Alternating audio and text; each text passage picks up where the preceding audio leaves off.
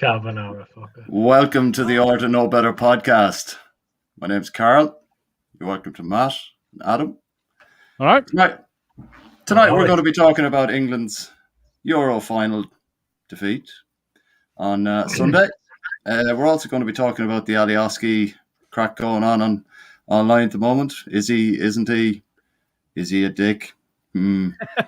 Also going to be talking about kit launches, season tickets, away tickets, and who should get them. So, we'll see in a second because we're live, man. Let's go.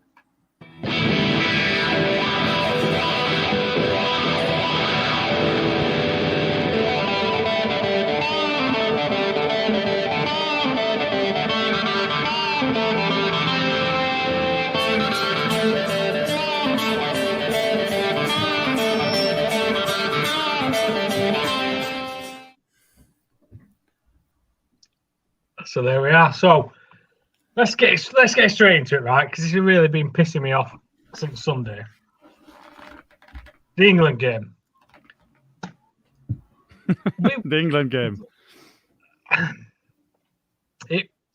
Will we? I'm not talking to you, Carl. I'm talking to Gilly. Look, I've done the decent thing tonight, lads. I haven't put a background of the Colosseum. I haven't worn an Italy jersey. I haven't really ripped you. Go on, Adam, you say. So anyway, right. So it was a bit like Kevin Blackwell football, wasn't it? From England. It was proper. Sorry, Carl. All right. Probably deserved it a little bit. 100% did. So my point was, I'm really, really, really, really interested. I want to watch back every England game from that tournament, because we all got excited. Carl, you didn't, but about how England were in the final and how well. Did England play well in any of them games? Well, I've got to be honest. For a lot of those games, I was watching Calvin. I wasn't really watching England. I was watching Calvin. Yeah. So yes, Calvin played really well. That's it, wasn't it? Yeah. So, I mean, we got further than I expected us to get. First thing I'd say. Well, do you know, they finished bottom of their group in the World Cup, and they were lucky to qualify. Hungary nearly did them over at the end, didn't they? So they were lucky to qualify out of the group in the Euros as well. They're not the force they were by any stretch. But at the same time, everybody said beforehand, yeah, but you can't write Germany off in a major tournament. And it's absolutely the right thing to say at the same time. So, it's one of those where I feel good about the fact that they got to the final. One thing that we were saying in the warm-up just before you joined us, Carl, was I heard a story about the way that Leeds used to structure their bonus payments for players in the cup competitions. Was you'd got all of your bonuses by the time you actually played in the final. Winning the final was the benefit of winning the final. Yeah. Monetary value and so on was all sorted before you put your kit on cup final day. So in light and respect of that, can you say it's an achievement to get to the final? I stopped short of doing that, and the reason that I do that is because I remember laughing at Arsene Wenger saying that finishing top four for Arsenal was like winning the Champions League or whatever he said.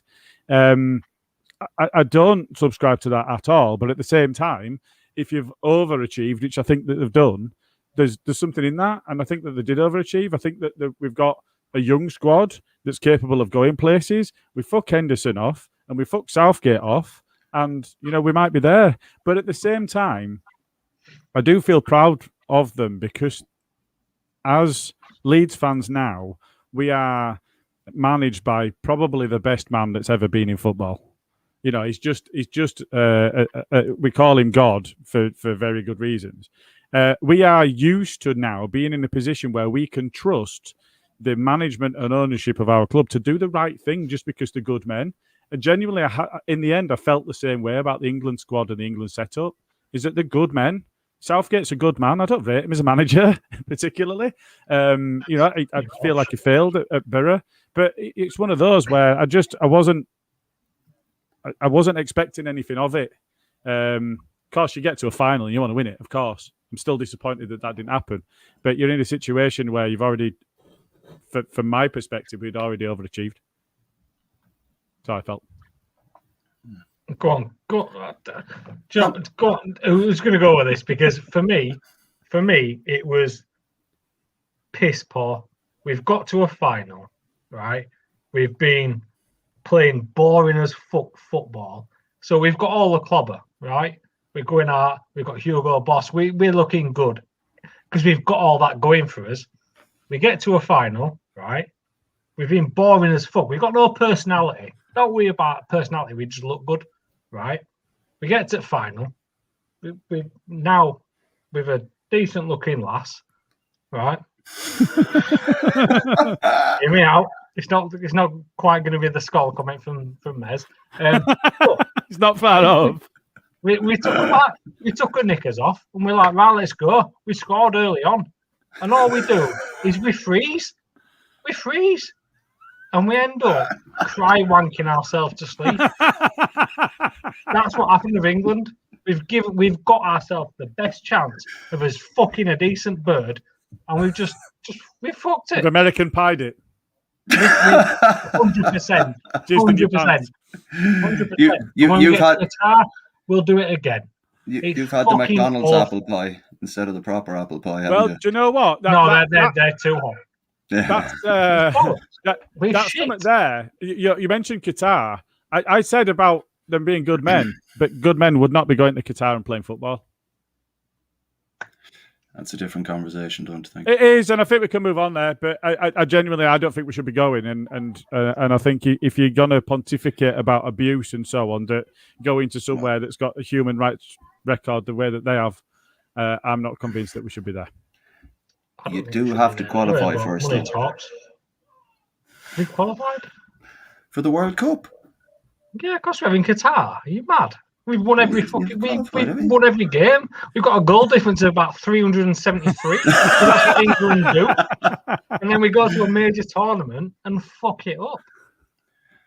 Right. Like, look, I'll be honest, lads. My, if you know, I'll just give my 2 pence worth, and then we can move on. I won't get too deep, but I think what happened with England was that 55 years, regardless of what Southgate was saying, where there's no pressure, it's not like the teams of the 90s and the fucking noughties or whatever. It's the first final in 55 years. And I said it to someone, I was like, Italy know how to win a final. Italy know how to lose a final. They know what that feeling is like. And that's kind of half the preparation going into a final, knowing that, you know, you could lose, you could win. It doesn't really matter. At the end of the day, you know what that feeling is like. But England don't have that feeling. England don't know. You know, and I'm not saying that in a bad way. I'm just saying maybe they get to Qatar and it might be a different scenario, or, you know, different. You know, it's just Italy know how to win a final, and England hadn't been there for so long, and they didn't have the capabilities to do it.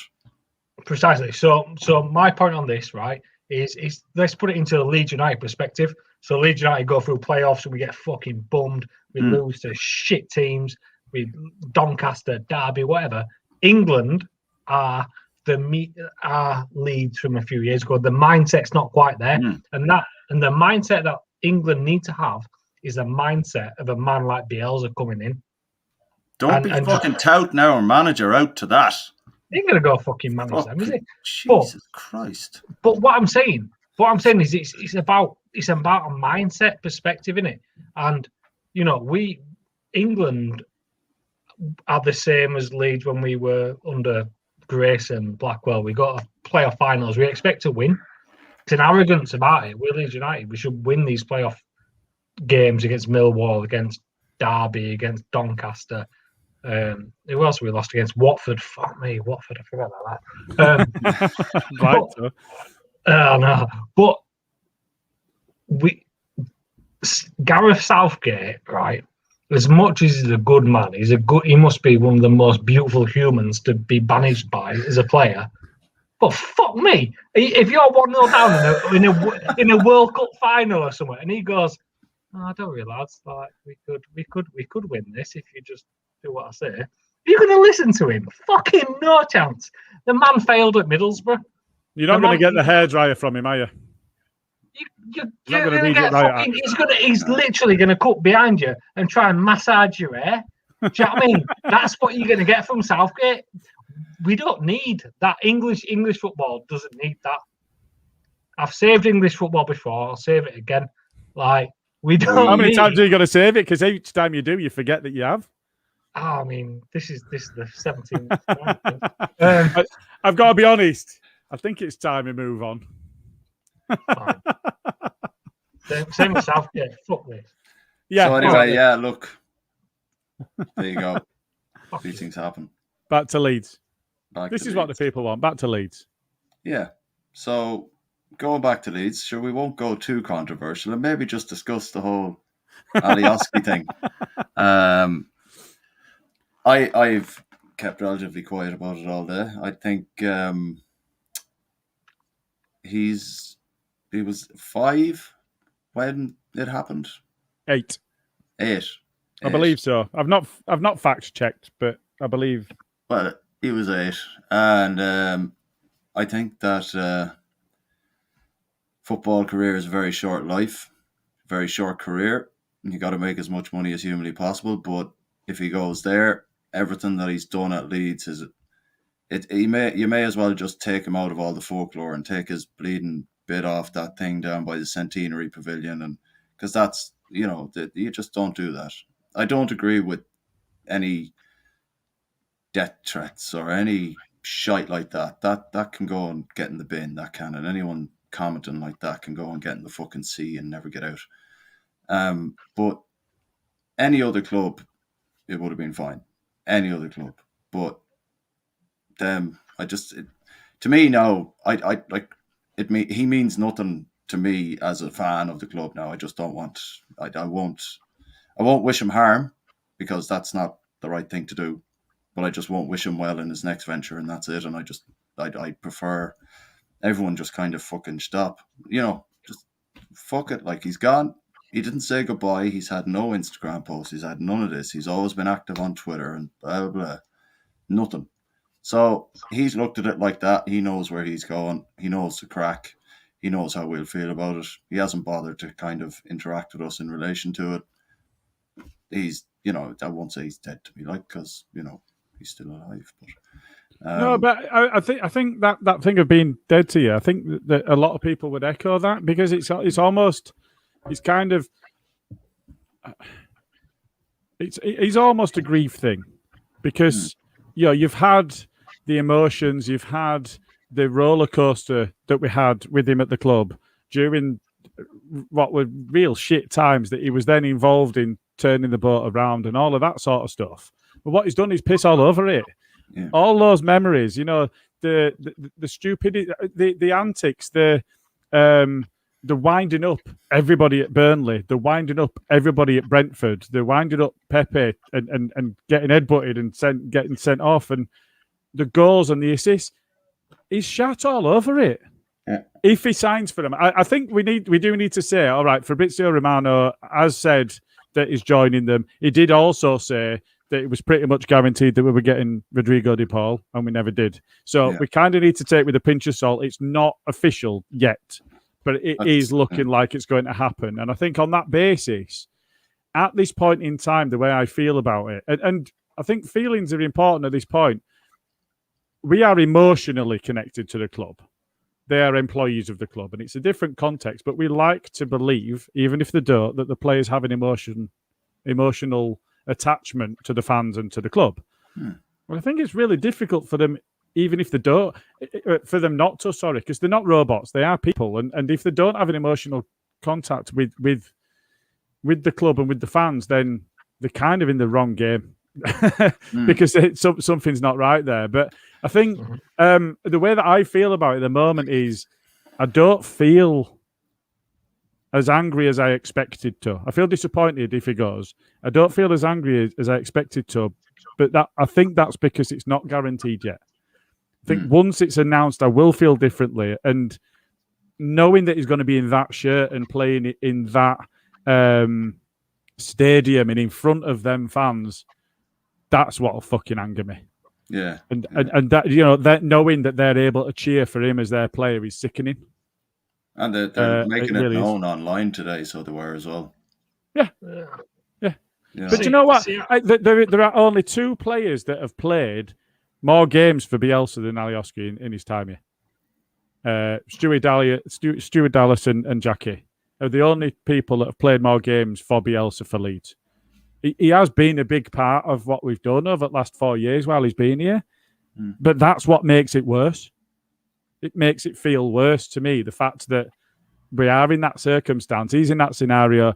And you know, I get the point about his age and stuff, but the club has made it clear that they tell players what it means to be Leeds and what's important to the fans and what the history of the club is, and they step them through all of these elements so that they don't get that sort of thing wrong. And the club are really keen on making sure that happens. So they know, and they stand there with that armband on and remember what happened with us as fans. So I don't know. I mean, if he goes there, he can fuck off.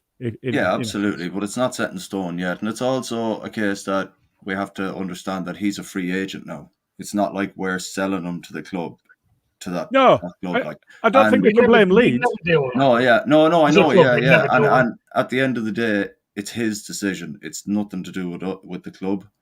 Even though, like you said, Gilly, they like to make people aware before they play for the club, the connection that's with the fans and the players on the pitch and stuff like that. They make them aware of that. And I'm sure that if it was a case that we were going to sell him, we wouldn't even entertain selling them to them. Like, wouldn't even entertain it. Can I put a few things in from a football perspective? I'm going to take all my emotion out of this. I'm just going to deal purely on a football perspective. Okay. Macedonia is reasonably close to Turkey from my geographical knowledge. Yep. That club is going to be playing Champions League football next season after their ban. Were they banned from European football? I don't know, but the stories were that the likelihood is if he went there, he'd be playing Champions League. So he's going to be playing Champions League football, right? So this is the guy that has come from a war-torn country, a Balkan country, that's been blown up to shit. He's ended up playing in Switzerland. And then he came to Leeds, and he's so from a football perspective, purely, he's now played at a European Championship for his country and scored. He was terrible. Other than that, but he can now. He can now play Champions League football. So regardless of whether I think he's a good player or not, he's come from a shit team in Switzerland. Was it Lugano or something? Who were like a top 10 team in Switzerland to Leeds to play in the Championship. He's done that. He's come to the Premiership. He's got promoted. Obviously, he's exceeded all our expectations. And his contract's ended, and now he can go play in the Champions League. So, from a football perspective, if he hadn't gone to that team, we'd all go, "Fuck it, he's going to go play Champions League." Absolutely. There was a chance of him going to Napoli. Well, I don't know if there was a chance of it, but it was in the media that there was a potential signing to Napoli, and at that point, you think, actually, do you know what? I quite like that. I like that. I rate them as a club. They're a good club, and it'll be a good move, and he'll be playing at a good level, and he'll be earning well, and he'll get a signing on fee because they're not having to pay for him. Great, I understand all of that. It's the club that he's going to that's the problem, not the fact he's leaving. We're looking at better. We are trying to improve our. And I personally, I'm sorry to see him go because I think there was a place for him in our squad, but it wouldn't be a starter. So you can understand him leaving for first team football. Correct. And he's going to go away from our club to that club. He'll play Champions League football, but he won't. He'll never have the career or the adulation or the success that he'll get at that club than he would at Leeds. And I am completely fine by that. He's made his bed. He can lie in it. He can go, and if that team get drawn in any decent Champions League group or any Europa League group, they get fucking bummed. How many times have you seen it? Yeah. Leeds United will be ahead of that club in the next 2 years. But I won't be able to watch it. If they're playing an English club next season, I won't be able to watch him line up against them. I won't watch that match. I'll watch it because I want to see every England club, and I don't care if it's scum. I don't care if it's Arsenal. Choose your words carefully now. I would watch any team. Right. Yeah. I've got to think of this very, very carefully. I want to see them batter them.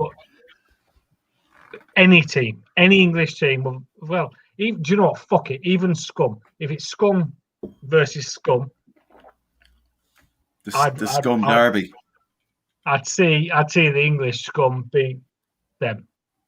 100%. Fucking. He weren't even that good. I don't know why people are getting so pissed off about it. He was shit. Because of an emotional connection. It wasn't purely about his footballing talent, was it? It was the dolphin noises and the shaking the tunnel and the shithousery and getting people sent off. But equally, you know, it was him coming in and it was the way that he played. How long had it been when he first joined our club? How long had it been since we had attackers like him and Saiz coming? Fucking Snodgrass. Exactly. Yeah, Snoddy, yeah. But he wasn't even that good. Saiz was quality.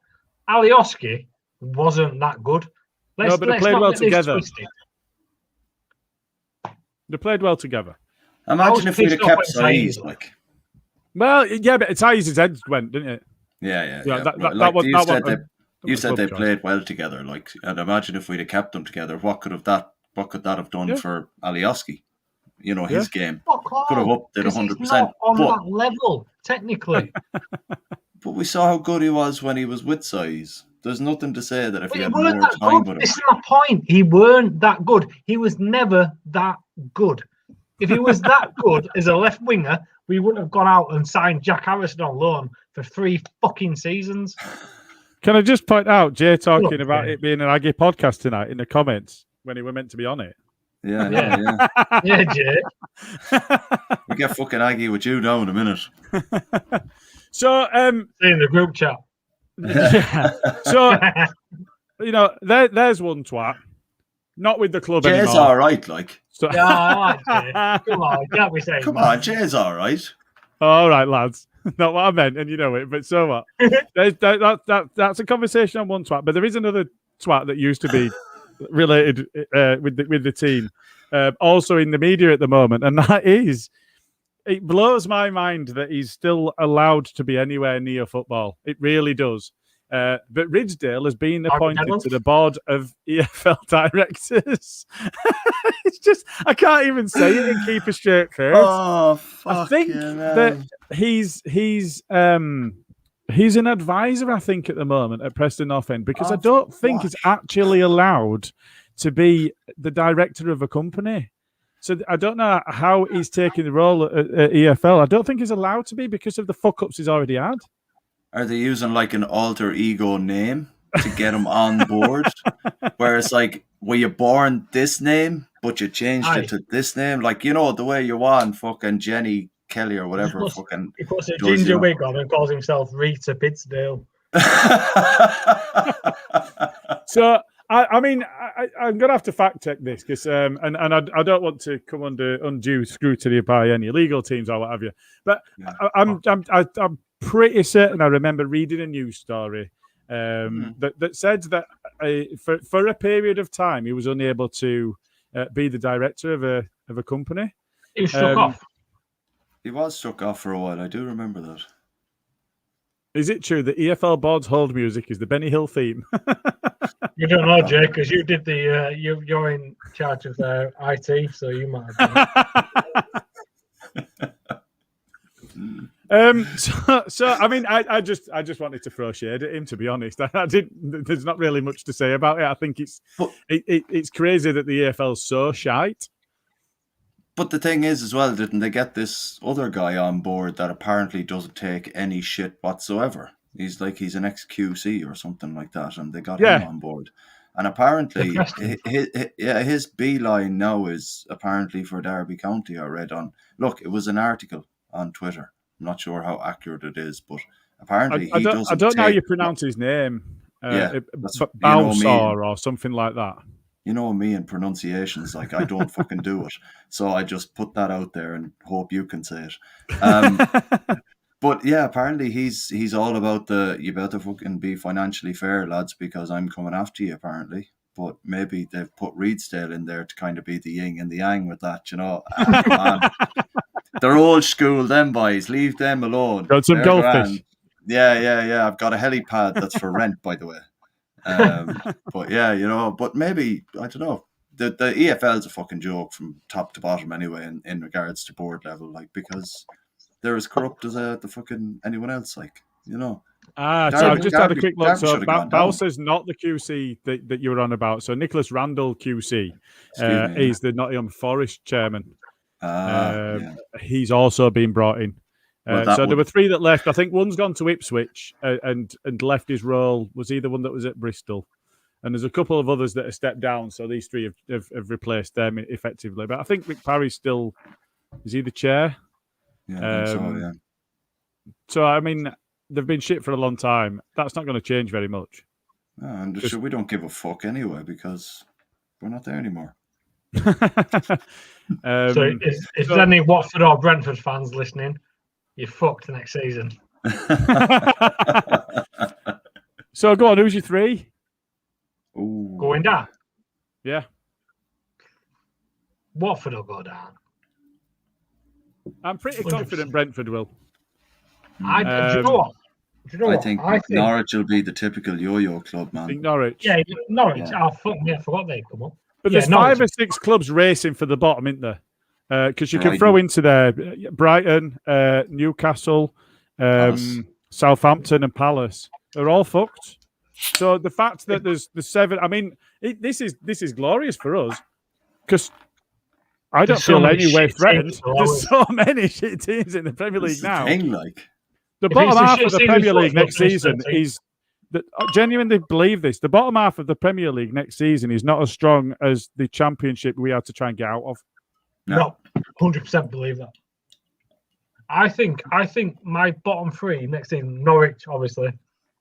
I think Brentford. I honestly think Brentford will stay up, and it's not because I've got Brentford fans who I speak to. I think Brentford will stay up. I think Southampton might be in trouble if they lose Ings. Looks like they are doing, doesn't it? Yeah, and it's Højbjerg's at Tottenham, so obviously I'm a season behind on that one. I think who else have got other than Ward-Prowse? Who Southampton got? They're fucked. Do you know what? I wouldn't be opposed to us going after Ward-Prowse, if I'm honest. It'd fit in at number 8, I suppose, maybe. But... Yeah, I wouldn't be opposed to get deeper than a number 8, though, doesn't he? Yeah, but he's well able to play that 8 role. But Rafinha takes our free kicks now, doesn't he? And he's good at them. Yeah. I mean, it gives another option. He could be a good squad player. Yeah, but Ward-Prowse is not a good midfielder. He's a good free kick. He's a good free. Yeah, but you can't bring him on to take a free kick and then send him off again. It's not American football. David Beckham made a career out of it. But no, I think Norwich, maybe Southampton, and who else came up? Watford. Watford. Oh, yeah, Watford. Brentford. Yeah, No. yeah, Watford, Brentford, Norwich. Yeah, I think that. Not Brentford. No, I think Brentford, Watford, Norwich, Watford came up. Is what I'm saying. Oh yeah, sorry. So going down is it's hard work. Every week. Have you guys not had enough beer? I've had enough. Right, Watford, Norwich, Southampton. Right, Carl. Norwich, Brighton are finally going to go down. Don't care. Skin of their teeth last year. Don't care. Brighton, and I think it'll either be between Watford or Brentford. So you don't think Newcastle, either of you? No, because I was talking Look to a at lad Newcastle's today. form without Alan St. Maximin. Oh, I know, yeah, but I was chatting to a lad today, and apparently the EFL are backing down on the takeover. So Are they? Apparently, yeah, they're proper. It wouldn't be the EFL, would it? It would be the FA, the Premier League. The Premier League. Sorry, yeah. They're doing that, and if that goes through, well, they'll bind up with Joe Linton. You know. It's twin brother. You can't have 50 million. What are they paying for him? Need to get a proper manager in there. The lad that I know was gutted that Rafa went to Everton. He was like, "Just Rafa come back and we get this big investment." And I'll be like, "Yeah," and I'll be like, "He's gone to Toffees." He'd never go to Everton. Yeah, he did. They fucking offered him a lot of money. Where the money's at? Mm. Do you know what? I think Everton are going to struggle next season. I don't think they're going to go down, but I think they'll be in the bottom. Well, again, do you know they looked good at start of the season, but got near Christmas and they just straight down. Yeah. Like they didn't look at us. They didn't look at us at Christmas. Who have they got? I mean, yeah, but at the same time, what we've just said is there were so many bad clubs in the Premier League. I don't think Everton are in trouble of going down by any stretch. But do I think they're going to be anywhere near Europe? No, not at all. My bottom three, I think Newcastle, if the takeover doesn't happen, if they can't keep St. Maximin available for every game, they're going to lose a lot of games. I think they'll be down thereabouts. Southampton's form was relegation form. It's only because the teams that went down were so bad that kept Southampton up. Will the teams that have come up be that bad? Potentially not. I think there's a lot of weight on the shoulders of his name's just gone. I had it in my head. The young Brentford forward, Tony. There's a lot of weight. There's a lot of weight on his shoulders to be able to perform the way that he did last season. We've seen it's a big step up. So it remains to be seen as to whether Dwight Gale, when he's a new Dwight Gale. He ain't gonna bag anything in Premiership. I mean, you know, if he gets into double figures, I think that'll be a successful season. But will they see it that way? Probably not. But yeah, what else have they got? Sergio Canos, he's not a Premier League winger. He's shy. So you know, I think there's a lot of dross there, and this is good news for us. And I'm really struggling. I think Brentford will go down. I think Palace are really fucked.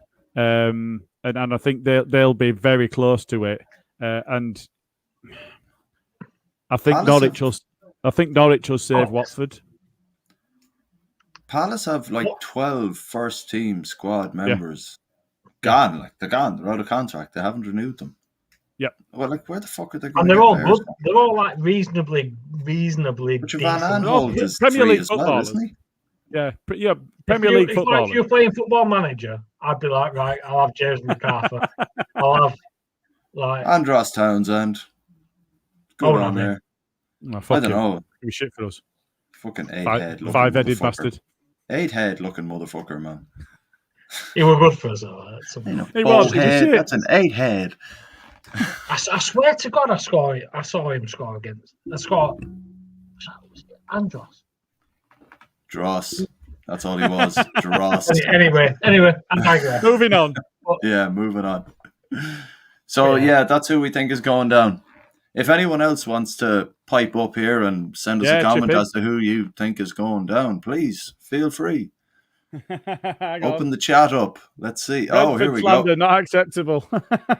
Here we go. Yeah, sorry. I mean, it's not really slander because they are shit. I said Brentford and stay up. Do you know what? If it wasn't for Thomas Franks, I wouldn't mind him at all. Yeah. If they get, because there's that big thing at the moment that Brentford are getting that Christopher Ayer from Celtic, and he's genuinely class. He could, if Brentford get this right, and they've got their scouting right in the past with the players they brought in, They have. Ben Rama. They've got a really. I as much as I fucking hate them at times. Do you though? They're a pointless club, aren't they? Mandergap, Thomas Frank. I mean, that was a lot of fun, wasn't it? That was a lot of fun. Exactly. But if it wasn't for Thomas Frank, they'd be irrelevant. It's him I don't like. Yeah, he's a dickhead. But I think Brentford will stay up, and I think they'll outgrow Thomas Frank. And the fact that they've got Ayer coming in, and they've still got Pontus, they've got some solid players there. And I really genuinely think Brentford will do a job. I think they'll stay up, 100%. Do you think that's only because there's so much shite in the Premier League next season? 100%, yeah, there's a lot of shit teams. But I think what Brentford have... This might all come back and bite us, you know. No, it's going to fuck me up. But Brentford have done something. They were the team or the club that just sacked off the under-23s, sacked off the academies, and just said, right, we'll moneyball it. So I actually really, as much as I hate them for stealing Pontus, but Pontus is... But it's all done on... him out. Do you reckon? Big time. 100%. We shipped him out. We didn't want him. We didn't steal him. It's not like Spurs did with Robbo and with Lennon. I don't know. Either way, what Brentford have done by getting rid of all the academies and not having that outspend, they can just bring in players on the money ball tactic. And they built a stadium out of Lego, so that must have saved them. I mean, fucking took it off me, you dickhead! Fucking waiting for ages. I wasn't interrupting them or anything, and I was like, "Fucking Ed Sheeran wrote about their gaff." Yeah, Ed Sheeran wrote about a song about their gaff. They're gonna build me a Lego house. Lego house. Yeah, it's not nice to lose on penalties in the last minute, is it, you dick? Let's get off that. Let's not get back on that subject, eh? We did all right. It's still time for me to do a background. No, we don't need any of that. Let's not go anyway, there. But there is one important message that we'd just like to share. We're excited to announce a new partnership. 3 Retro is the retro football shop. 3 Retro was born from the love of the game, from historical nights on the Cold Terrace, and from the love of vintage shirts of a bygone era. Find the referral link and discount code in our social media accounts and in the comments and descriptions of How to Know Better podcast recordings for a 10% discount on the full range. And I am available for voiceovers. He will read you a bedtime story and put you to sleep in no time at all. You've done that twice now. You saying I'm boring? No, I'm not saying that at all. No, I'm saying an extra 50 quid, yeah. Someone put 50p in Gilly, for fuck's sake. 50p, I was paying 50 quid for our job. So, just in terms of still on current events, actually, before we get into that, and while we're still talking about twats that we don't like that have been involved in our club in the past, I do have a piece of memorabilia that I've had for a long time. Here we go. I've been waiting for this. Yeah, I've had this since the Champions League days. It was bought for me, and I'll show you the back of this bear. But just I don't know if you'll be able to read this. Oh, you can definitely read that. So we need to work out what to do with this and how it should go to meet its maker. Because I don't want this in the house. Yeah, it was bought at a time when you know, it was our best player. How are you going to get away from that? It was our best player. But now he's a twat, and this needs to be ended.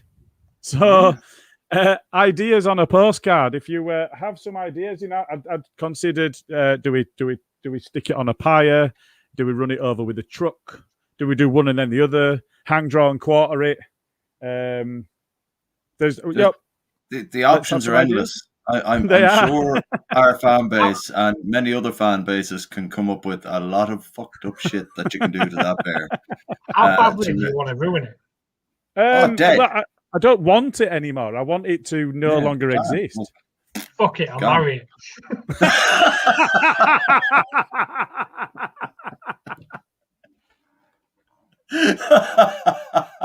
Marry it and kick it down the cellar. No. Anybody watching live, I'm not doing anything on the cellar. We've had this before. There's a court case pending. Moving on. If anybody's got any thoughts and suggestions, then feel free to get into the pod account at @OughtoKnowBetter on Twitter.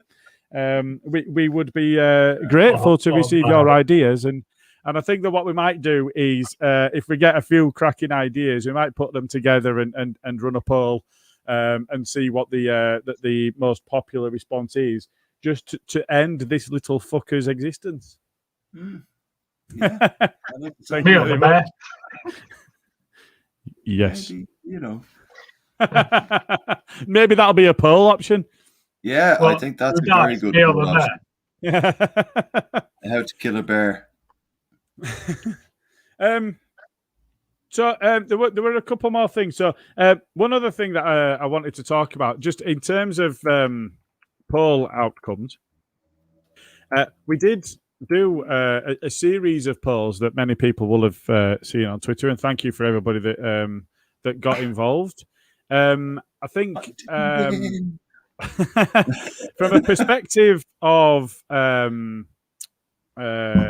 way things went, I think that we need to kind of applaud Adam for having the most shit takes and outtakes and piss takes, and still not being able to win the competition. I think that's an achievement in itself. So well done to Adam. Smug as fuck. Look at him. The thing is, At the same time, go on. No. Actually, because you said at the same time, so I'm going to get fucked over here. So I'm not going to get a smug. No, absolutely not. No, at the same time, we're in a scenario where two of our regulars, Smarty and Luke, did go head to head. So the poll options for the final came down to Smarties referring to the scum as United. Don't do it. Ooh, that would nearly class. Referring to no, it wouldn't. No, just because you've done it. He did refer to the scum as United on somebody else's pod. He was representing us on somebody else's podcast. I mean, why was he on somebody else's podcast? Because Luke and Smarty were invited onto ALTV. We didn't do it when we went on. We're chasing the podcast, fanny, did we? boys out. We didn't. We absolutely didn't. Not once. It ripped Arsenal a new one, but we didn't do that. So Honestly, yeah, always we're chasing fanny. we had that, and then what we had was Luke that was talking about Stewie Dallas, and actually spoke to him direct, straight down the camera, saying, "Stuart, we love you. We think you're great, and if you get in touch, I'm going to have your name tattooed on my head." And do you know what? I've only just remembered that little facet that Luke never picked up on. He did say that if Stewie Dallas got in touch with the pod, he would get his name tattooed on his head. Is that the context of the tattoo on his head? He did say that. So that's the thing. We just need Stewie to get in touch with the pod. Having said that, it didn't win. That wasn't. So it's even worse now, isn't it? The fact that he said he was going to do that, but then Stewie never got in contact. But Smarty had the worst take that we've had on Ought to Know Better so far. He was Sorry, the worst. Or was he the loser? I'm not entirely sure which way around that works. Depends on how he wants to look at it. As far as we're concerned, he's the winner. So this goes to show that what I say might be mad, but it's not that mad, is it? Because the people love it. Your name is Mad Adam. Yeah. You made this name up. I'm not a You mad did this all on person. your own. I mean, I am on a podcast now with Mad Adam and Angry Carl. I'm Aggie Carl, man. Aggie Carl. Yeah, It's the that's meat me. toucher or whatever your name is. Oh, stop. Man. Moving away from that as well. Yeah.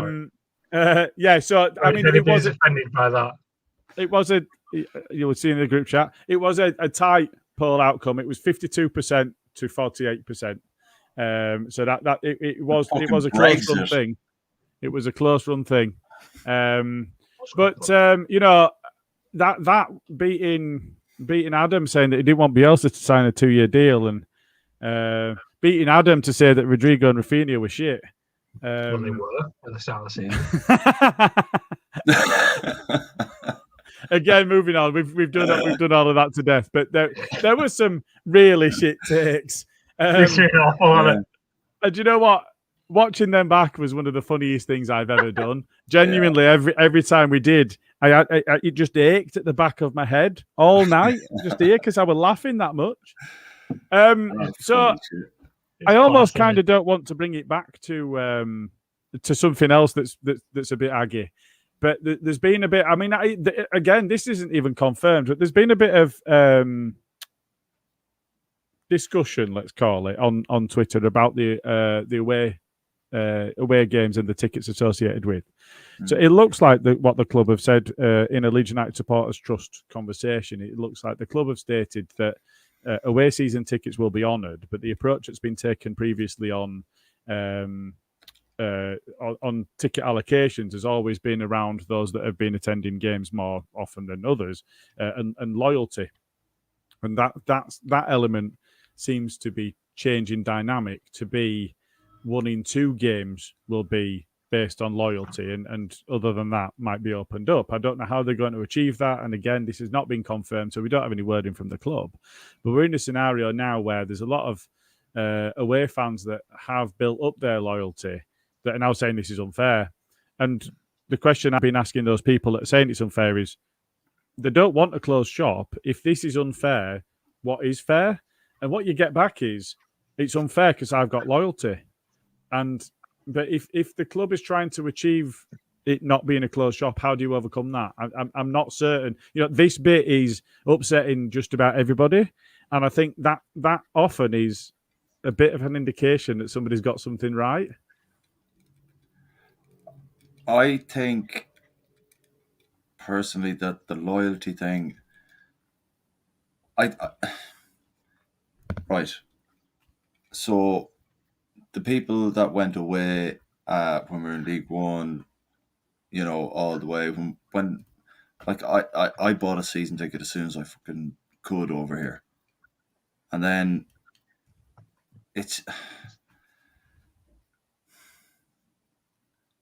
I like the idea of the loyalty, but I think they're doing this now for it to kind of ease us into accepting when we expand the stadium that even the members who pay £75 might not get a ticket for a game. I think they're doing it now to prep us for when the stadium is a lot bigger and there should be a lot more tickets. I think that's when we're going to see the tourist fans. And they're bracing us all now. Forget the away season tickets. That's like, forget that. Like that will happen as well with the away season tickets. That's why they're doing it. They're just bracing us for it to be that way when we're essentially a tourist club as well. And I think doing that now before we expand the stadium and before we start doing it for, you know, tourist fans if they want to do an away day with Leeds and blah, blah, blah. I think they're doing it now so that when it does eventually happen, when the stadium's bigger, it's not as big a shock when they, you know, bring in more rules. I don't know. Like, that's just my thinking. Like, if I was in their position, I wanted to expand the stadium. I wanted to make more money selling to groups of Chinese businessmen. Then that's what I do. Like, you know, I break it in now, test the waters, see the reaction. Once it's done, stadium's wham, bam, it's huge.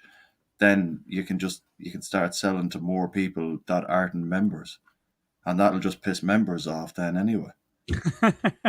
You know, I mean, so we would sell out a 50,000 seater now, wouldn't we? Of course we would, yeah. But then you've got, you know, it's a business. We're in the Premier League. It's a global business. You want fans from all over the world coming to your stadium, coming to watch your team, coming to go back to these foreign countries and go, Jesus Christ, I was in Leeds, I was at Ellen Road. Wow, what a fucking atmosphere. The fans are nuts. you won't get that from just watching it on TV. People want to feel that, so they're going to break this down, and just by the time we have a stadium capable of holding 55,000, it's not going to be such a big issue. Like, from a business perspective, they're probably doing it right. Do you think by doing this, and I'm asking do you think that we're selling out by doing this? Like, every club does. Every club does that, yeah. When you're in the Premier League, like even Brentford are going to do it. They're going to do it. Like Watford did it before they went down. Every club sells out a little bit. Do you know what? I used to live in Watford. Revenue, it's advertising. They've got the Elton John stand. You know what I mean? The Sir Well, he was there. Well, he did own. We're going to have a Sir Jimmy Savile stand at some point, I think. No. Sorry, wrong pod. Yeah, so he did own them for a while, and they had quite a successful period when he was in charge of owning the club. So he's, stand at a club or whatever. But I think that's what they're going to do. I think it's just a case of massaging us a little bit and being like. I mean, it's an interesting take. I'd not considered that, and maybe it is. I don't know how it relates to away season tickets, but I was interested nonetheless.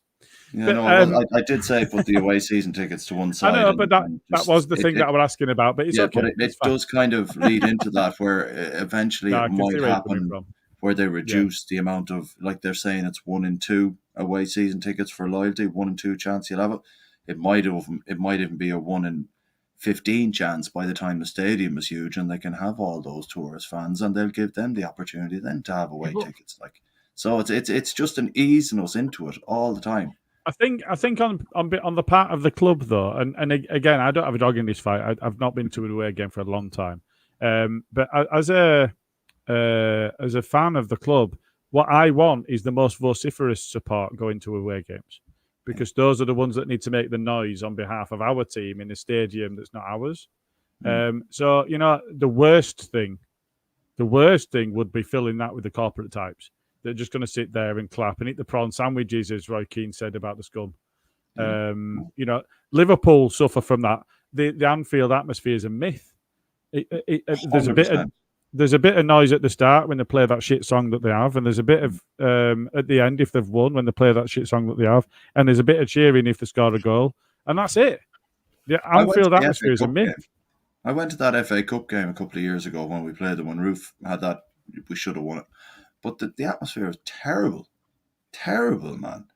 I like it. It literally when fans sing about "Where's your famous atmosphere," it's just, they're saying it. You're not loud. You've got 5 minutes at the start, half time when the teams come back out, and 5 minutes when it's full time. That's it. Yeah, that's it. But do you think that's it? Do you think that's a direct thing about football now? But that could go back to the whole tourist fan thing as well.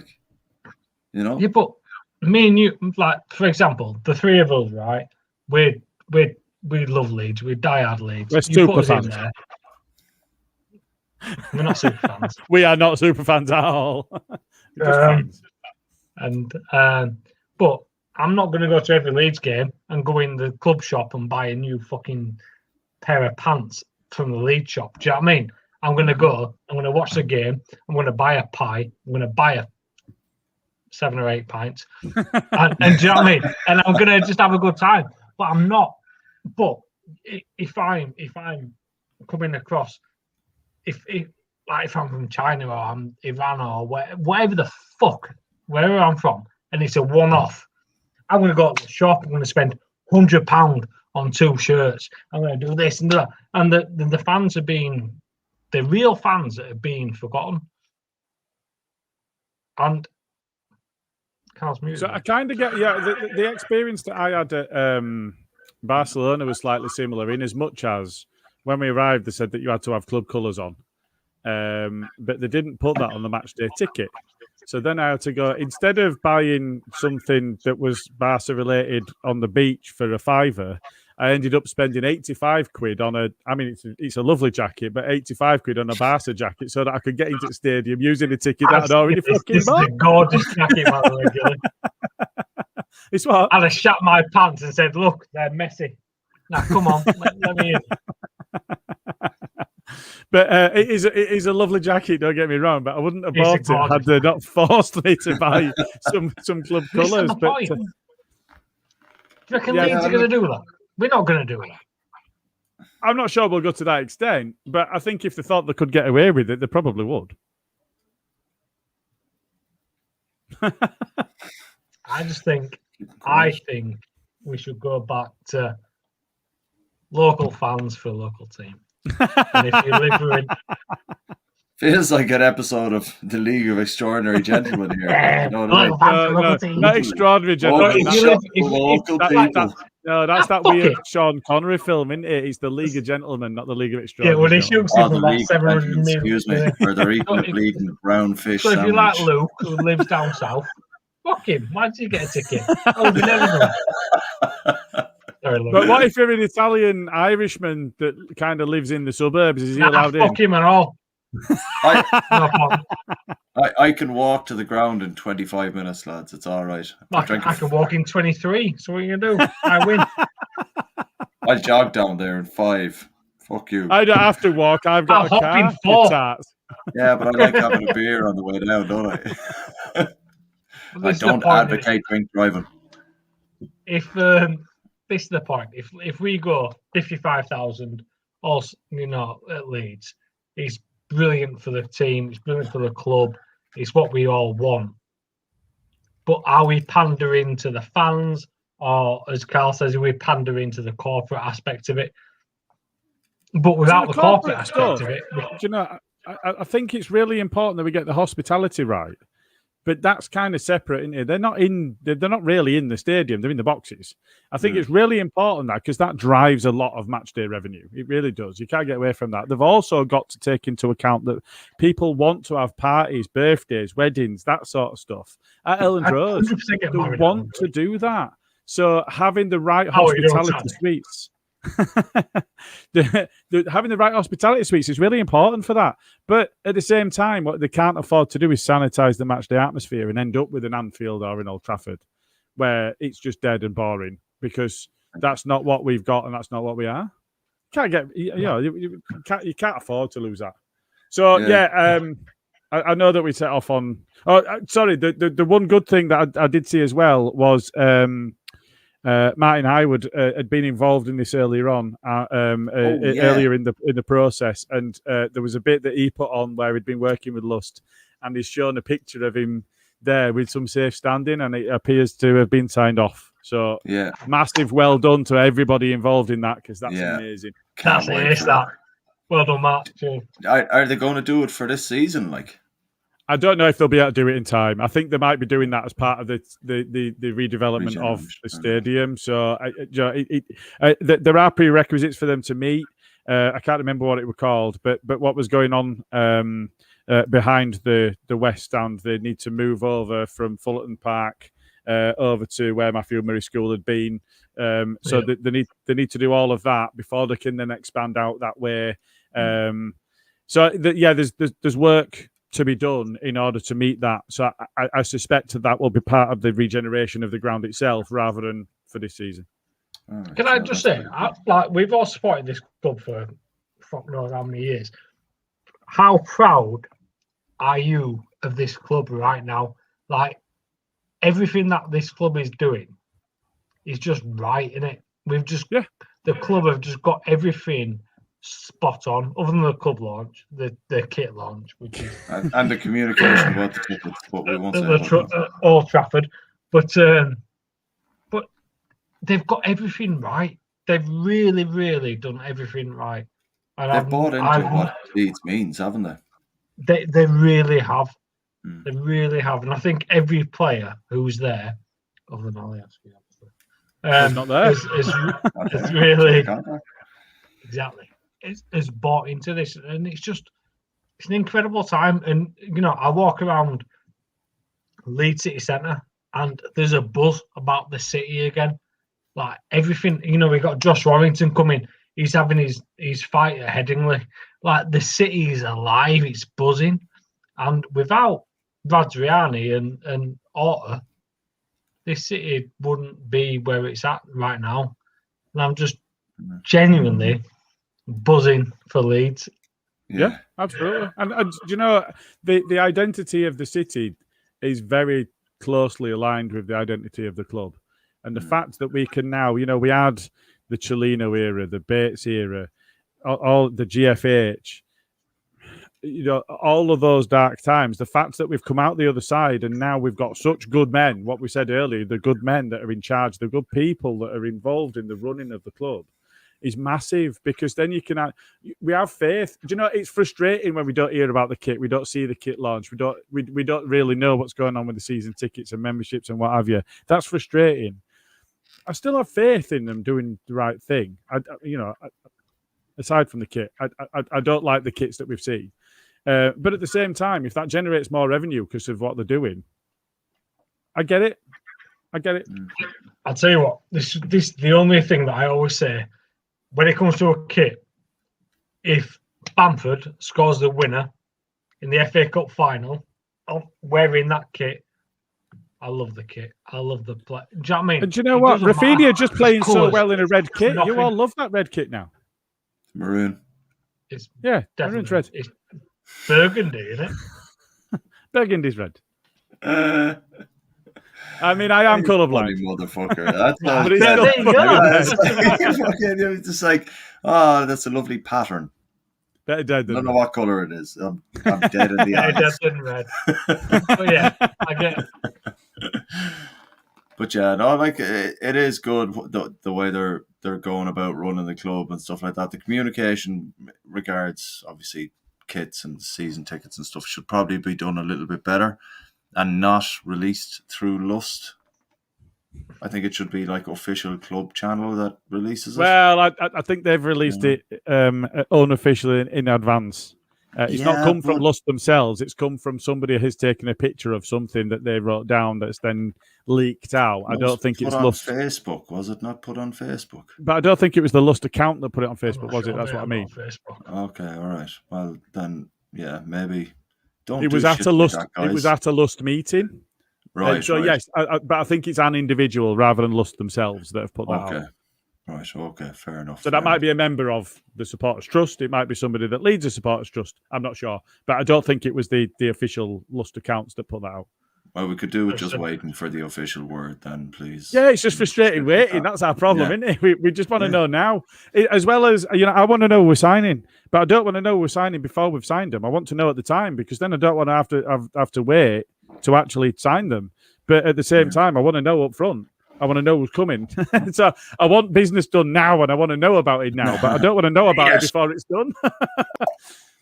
We kind of sit in that scenario, don't we? Where we don't want to know too early, because then there's a big lull. Will it happen? Won't it happen? Will it happen? Won't it happen? Then maybe it does or doesn't. But at the same time, you want to see players coming in because we know that we've got. And this is don't fucking mention Adama Traore, you prick. You weren't going to do that. I was talking about transfers. So, we can talk about with the Rodrigo de Paul thing. We've been chatting to Rodrigo de Paul at the bar for ages. Here we go. I think that she already had her eye on that smart dressed man in white behind us in the queue. I think potentially that was already done, and he's gone. Again, he's gone to play in the Champions League, and he's gone to play for a La Liga contender. It's difficult for us to overcome that. We've got Bielsa, we've got money, but we might not have money at that level. We are a draw of somebody. We're a club that's on the up, but at the same time, he's joined a strong club, and he'll be on big. Simeone's a good manager, yeah. You know what I mean? Honest to God, right? We're talking about DePaul. Did any of you really, really, really think we'd get him? Hope more than expectation. No, I didn't think so. I mean, yeah, hope more than expectation. But it would have been so perfect for us. It was a lot of hope. That was the problem. There was a lot of mortgages put on that one, I think. Yeah, it's just a shame, really. How is Rex? Is he all right? Yeah, I think he's okay. He's still good. within the four walls of his house. He's all right. So, I No. mean, go on. I was just about to No, try and draw I it was- to a close. Go on. I was going to say, is there anything else that you'd like to cover, Gilly? That's exactly what I was going I to say. talked enough tonight. Yeah, I know. Yeah, that's what I'm saying. Like, do you want to cover anything else? No, I'm done for tonight. Thanks. All right. I mean, at least I got to the point. I always get to the point. It just takes a little longer. It's like that Lord of the Rings, man. It should have been done in fucking one movie. Like, you know what I mean? It's like you're walking there, just fucking absolutely wrong. It should have been serialized just like Game of Thrones was. Oh, look at him, man. That ended badly. But this is a it did. It was great, Game of Thrones. It was until the middle of the last season. Yeah. I don't want to get to know the characters that I already know. Fuck off. Anyway. Yeah. Talking of things, so obviously we all know that Gilly and I are going to do the 3 Peaks Challenge. We are doing the 3 Peaks, the Yorkshire 3 Peaks in August for MND Association. Please sponsor or anything you can afford. The link will be shared in YouTube comments, Facebook comments, and tweets. And if you don't sponsor the lads, they probably won't raise that much. So anyway, right, so me, Gilly, Ren. Just read that out. Are we sharing a tent? Can I share a tent with you? Eh?